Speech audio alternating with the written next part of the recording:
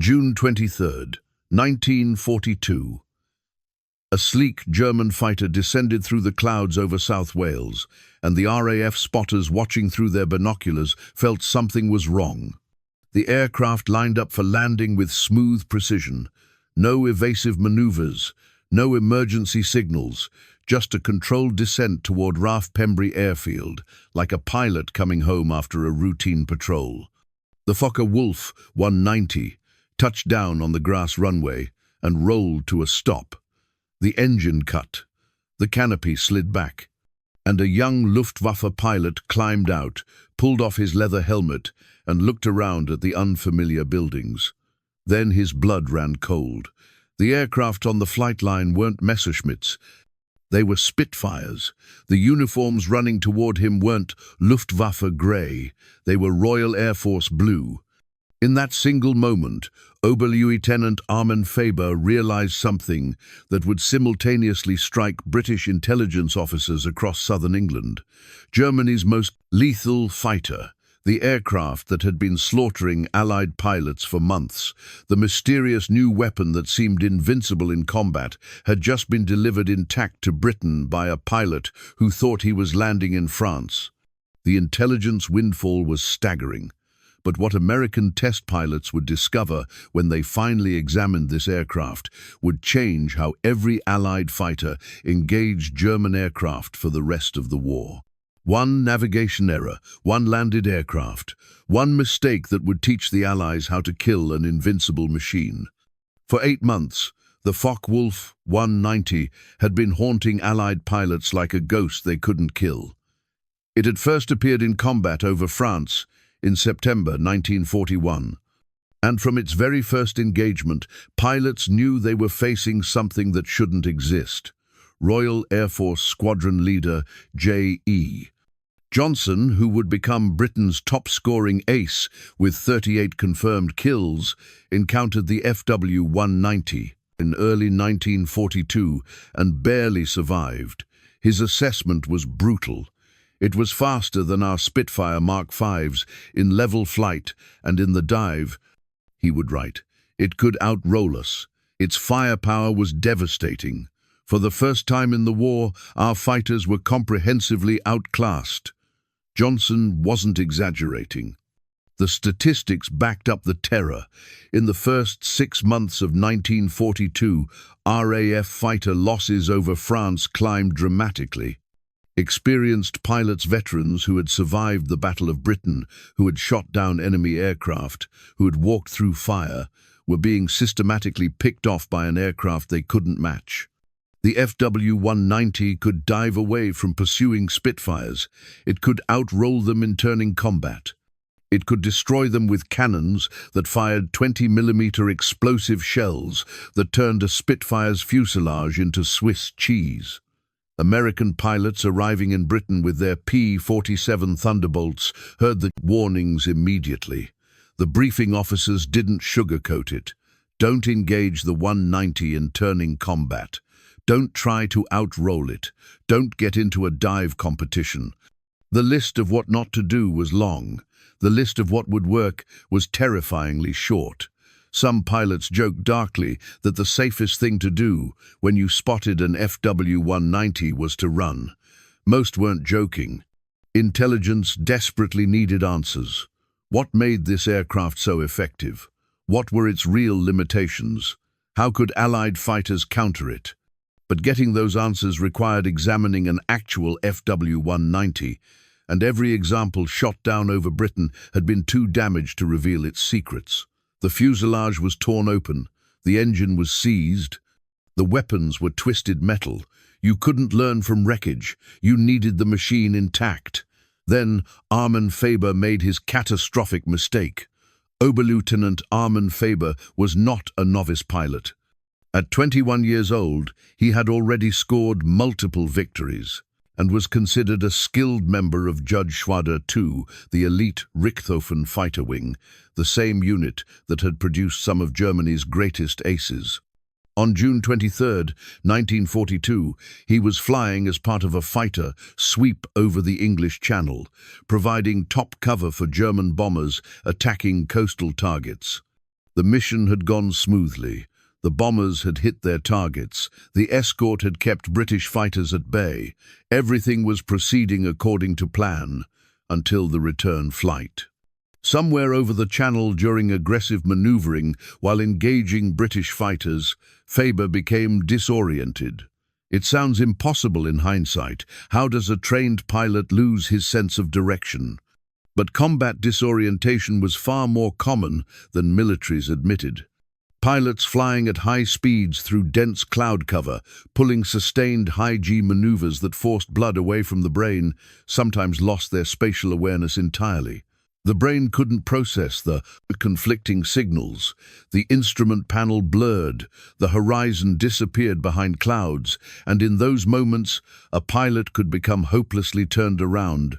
Faber had executed a 180-degree turn during the dogfight with British fighters. Somewhere in the chaos of that maneuver, the combat rolls, the climbing and diving, he had simply not realized he'd reversed direction. Cloud cover obscured the coastline below. The sun's position gave him false directional cues. And when he broke through the clouds and saw a green countryside with an airfield sprawling below grass runway, control tower, dispersed aircraft, his mind made a simple but catastrophic assumption. He thought he was over France looking at a Luftwaffe base. He was actually over Wales looking at RAF Pembrey. The approach looked correct. The runway orientation matched what he expected. His fuel gauge was low. He needed to land soon. Everything in his disoriented mind screamed that this was a German airfield. So he lowered his landing gear, reduced throttle, and committed to the approach. The Focke-Wulf 190A touched down on the grass runway with textbook precision. The landing gear held. The tail wheel settled. He rolled to a stop near the control tower, and then he saw the Spitfires. Faber immediately tried to restart his engine and take off again. His hand went to the throttle. His fingers found the starter switch. But RAF personnel were already surrounding the aircraft. Within seconds, armed guards had their weapons pointed at the cockpit. Within minutes, Faber was out of the aircraft, hands raised, standing on British soil as a prisoner of war. The most advanced German fighter on the planet was now in the hands of the people who had been desperately trying to understand it. At RAF headquarters, the reaction bordered on euphoria. Air Chief Marshal Sholto Douglas, commanding RAF Fighter Command, immediately ordered the aircraft transported to the Royal Aircraft Establishment at Farnborough for testing. Every aspect of the machine was to be documented, measured, and analyzed.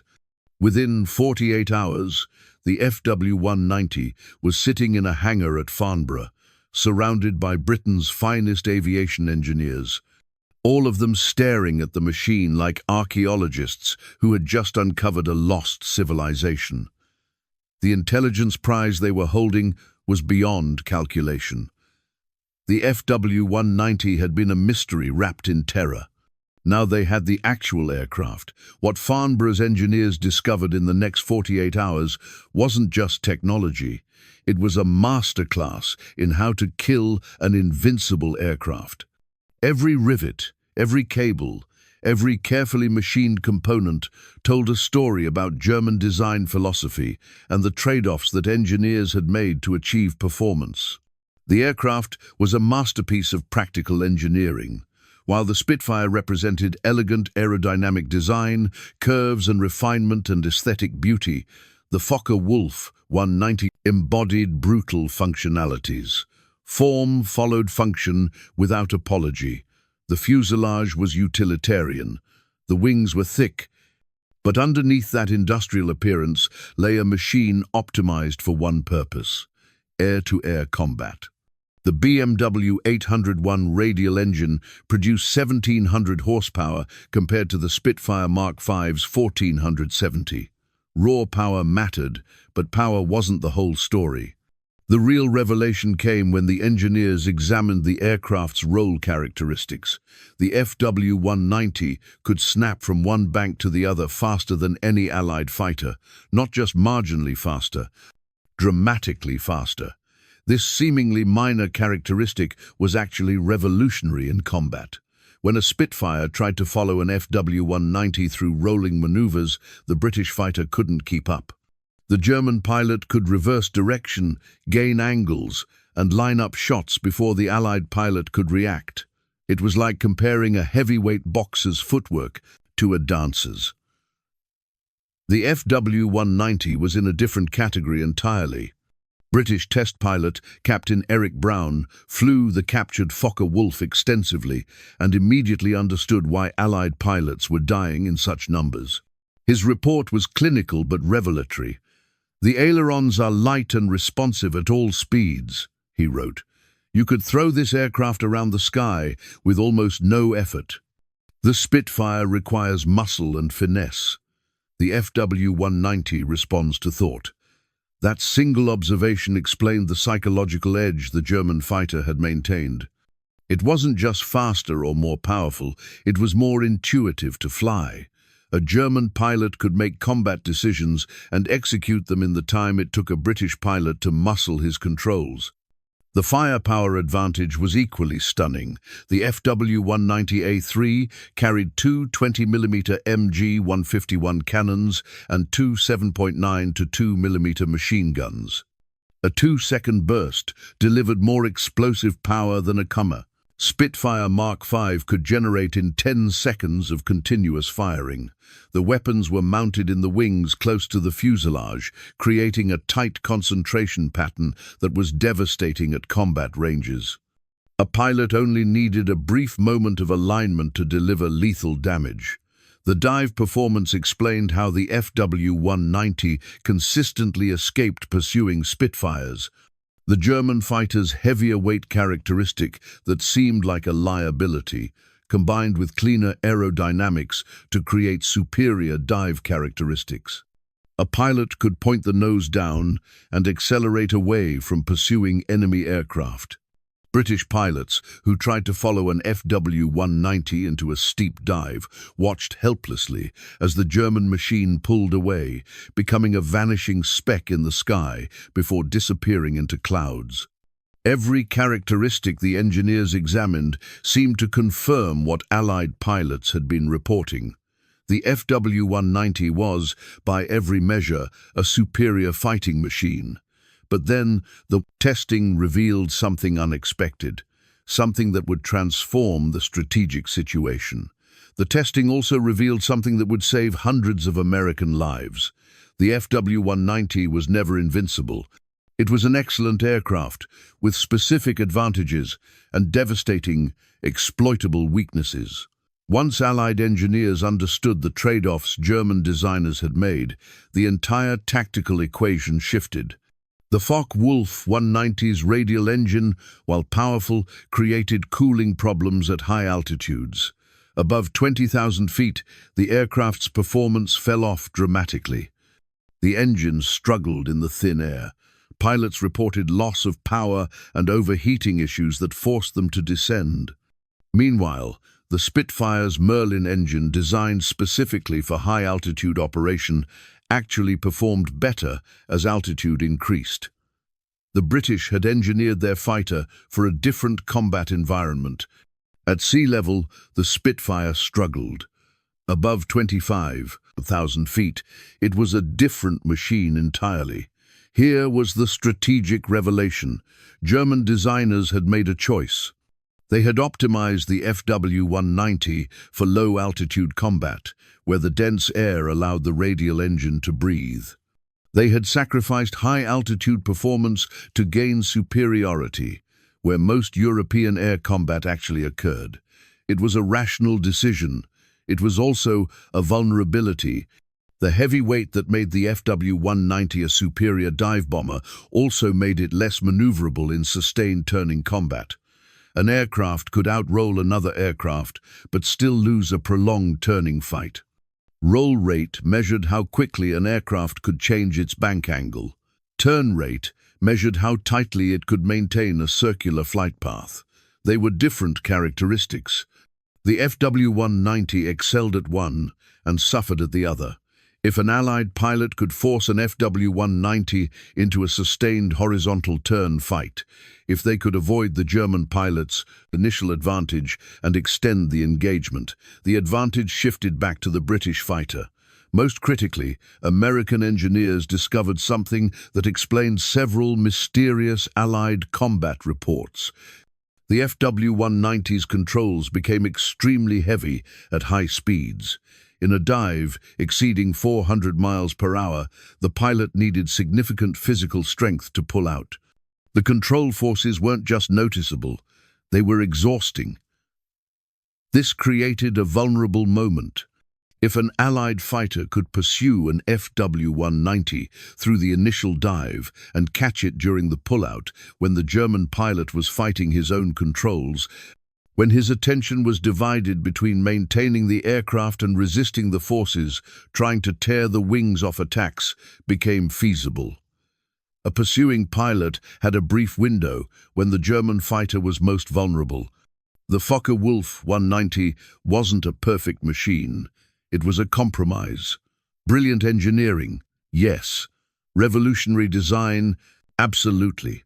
But every advantage came with a corresponding limitation. The powerful radial engine meant cooling problems. The responsive ailerons meant a heavier overall airframe. The superior roll rate meant sacrificing some turning ability. The powerful weapons meant additional weight. German designers had made intelligent choices about where to invest their engineering resources, but they had been forced to make choices. No aircraft could dominate at every altitude, every speed, every type of maneuver. Once Allied pilots understood these trade-offs, they could exploit them systematically. The FW-190 transformed from an invincible opponent into a machine with a tactical profile. It had a preferred altitude. It had maneuvers it excelled at and maneuvers it struggled with. It had speeds where it dominated and speeds where it became vulnerable. The intelligence was no longer defensive. It was offensive. British intelligence immediately began distributing tactical bulletins to RAF squadrons. Pilots who had been flying defensively, trying to avoid the FW-190, suddenly had concrete information about how to engage it. But they also did something that would prove crucial for the outcome of the air war over Europe. They invited American test pilots to Farnborough to examine Germany's secret weapon. In August 1942, U.S. Army Air Force pilots arrived at Farnborough to fly the captured Focke-Wulf. Major Cass Hoover, one of the first American pilots to evaluate the machine, spent hours in the cockpit. He felt the responsive ailerons. He experienced the heavy controls in a high-speed dive. He tested the climb performance and the sustained turning capability. Then he returned to American fighter bases and filed a detailed report that was distributed to every fighter group preparing to deploy to Europe. His assessment was blunt and tactical. The FW-190 will beat any Allied fighter below 20,000 feet if the German pilot knows what he's doing, Hoover wrote. Our advantage is altitude. Above 25,000 feet, our P-47s and later model Spitfires have the edge. Force them high and we win. Let them dictate low-altitude combat, and we die. This single piece of intelligence fundamentally changed American fighter tactics in Europe. When P-47 Thunderbolt units began operations in 1943, their doctrine emphasized high-altitude combat. Bomber escorts flew at maximum altitude 25,000, 26,000, sometimes 27,000 feet. Fighter sweeps operated above 25,000 feet whenever possible. When German fighters attempted to engage at these altitudes, American pilots would climb, forcing the FW-190 to follow into the thin air, where the radial engines struggled and performance degraded. The captured Focke-Wulf influenced American aircraft development in ways that rippled through the entire air war. Engineers at Wright Field studied the roll rate advantage and began modifying P-47 and later P-51 ailerons to improve responsiveness. They wanted their own fighters to snap roll faster. The FW-190's gun placement, concentrated in the wings close to the fuselage, informed American thinking about weapons concentration.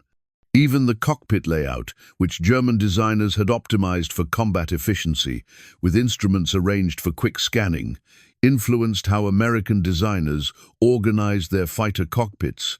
But perhaps the most important lesson came from understanding that the FW-190 wasn't invincible.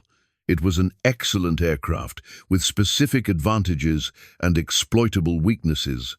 Allied pilots, who had been psychologically intimidated by the 190's reputation, who had been told to avoid it, to run from it, to treat it as an unstoppable predator, suddenly had concrete information about how to fight it and win.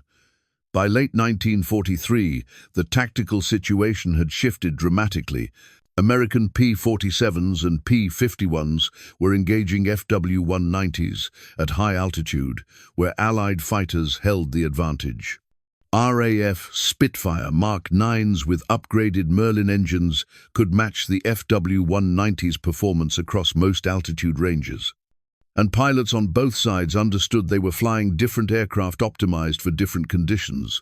The mystique was gone. The terror had evaporated. The kill ratios began shifting in Allied favor. FW-190 losses climbed as American and British pilots exploited the intelligence gained from Faber's captured aircraft. German pilots noticed that Allied fighters were no longer making the tactical mistakes that had given the FW-190 its early dominance. Oberleutnant Joseph Prillera, high-scoring FW-190 ace with over 50 confirmed kills, commented in late 1943 that something fundamental had changed. "American pilots have clearly studied the aircraft," he wrote in his combat journal. "They know not to follow us into rolling scissors. They force us high where our engines labor. They've learned." The captured aircraft had become a teacher. Every Allied pilot who studied it learned the lessons. Every squadron that received the tactical bulletins understood the doctrine. Every new fighter pilot arriving in Europe absorbed the knowledge through training films and briefings. The FW-190 had transformed from a nightmare into a curriculum. The Focke-Wulf 190 that Armin Faber accidentally delivered to Britain remained at Farnborough throughout the entire war, serving as a reference aircraft for evaluating new German variants as they appeared. When the FW-190D9, the DOR, appeared in late 1944 with its inline engine instead of the radial, Allied intelligence immediately compared it to Faber's captured aircraft. They understood exactly how German designers had addressed the original's high-altitude limitations. They knew what advantages the new engine would provide. They knew what vulnerabilities to exploit. The intelligence gained from one aircraft informed strategy for every subsequent variant.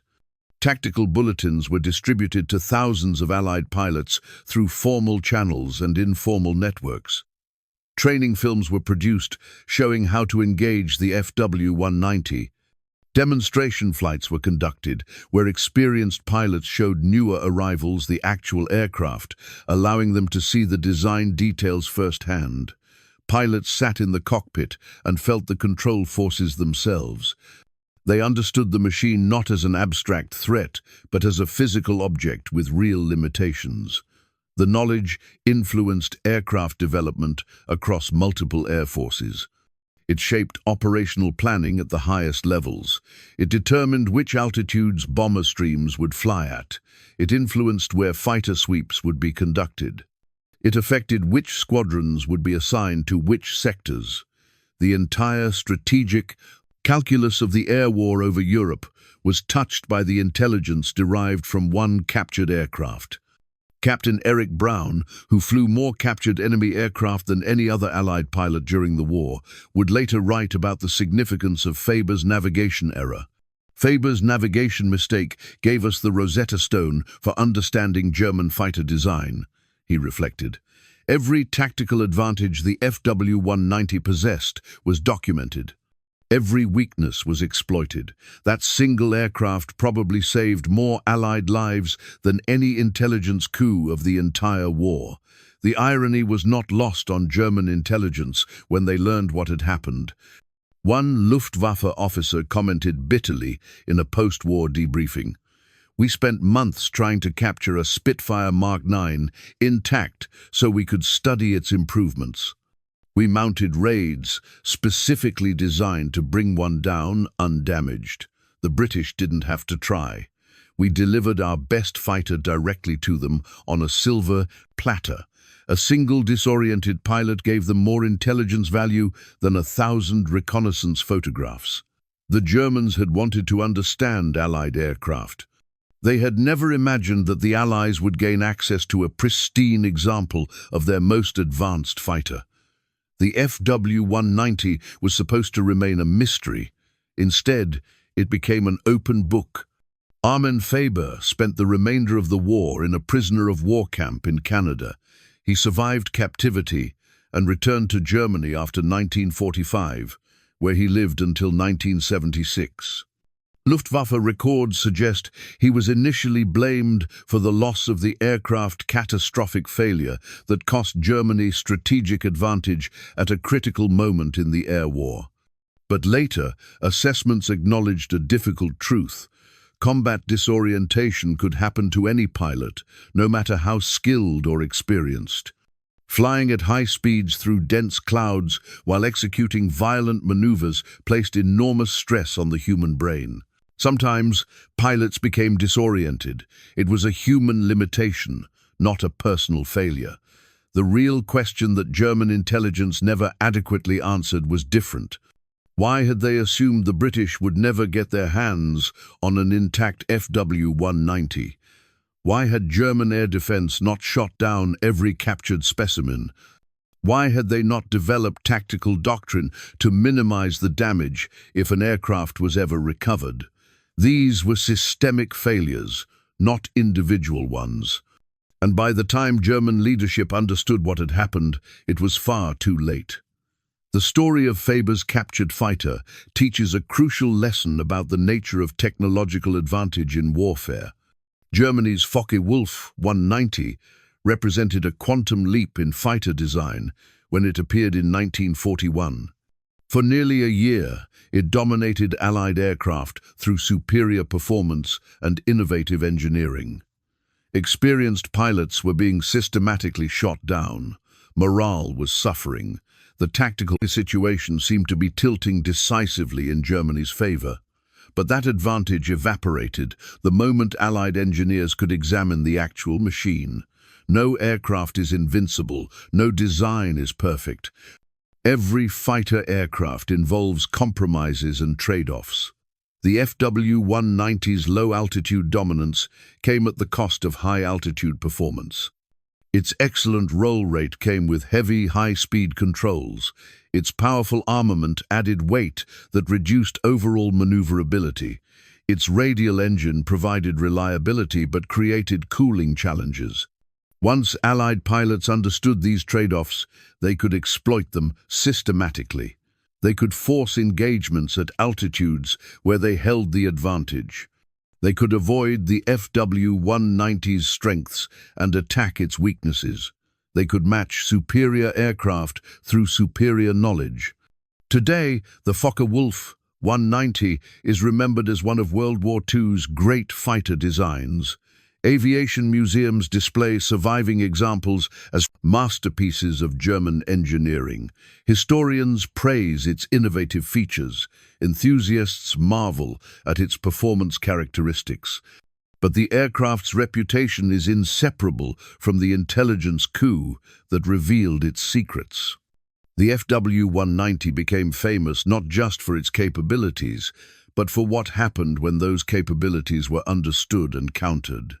In the complex calculus of wartime advantage, one pilot's momentary disorientation over the English Channel turned Germany's secret weapon into an open book. The Focke-Wulf 190 that Armin Faber accidentally delivered to Britain became the aircraft that taught the Allies how to win. It became a teaching tool. Every Allied pilot studied it. Every squadron learned from it.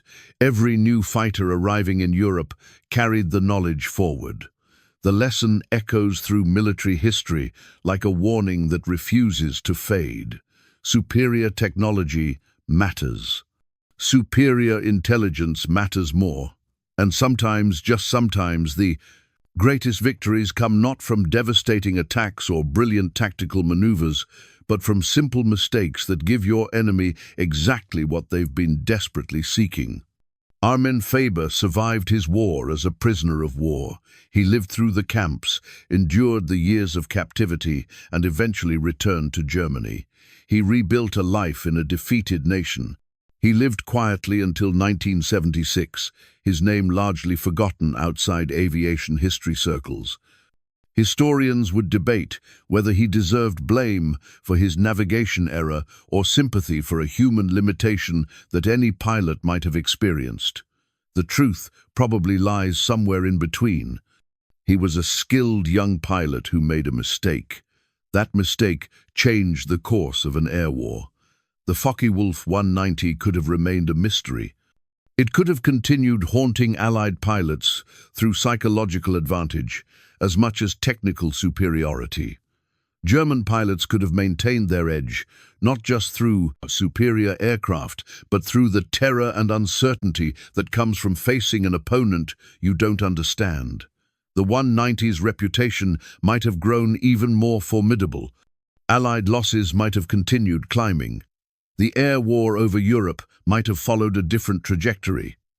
Instead, the FW-190 became a teaching tool, a curriculum, a reference point that every Allied pilot studied and learned from and ultimately defeated.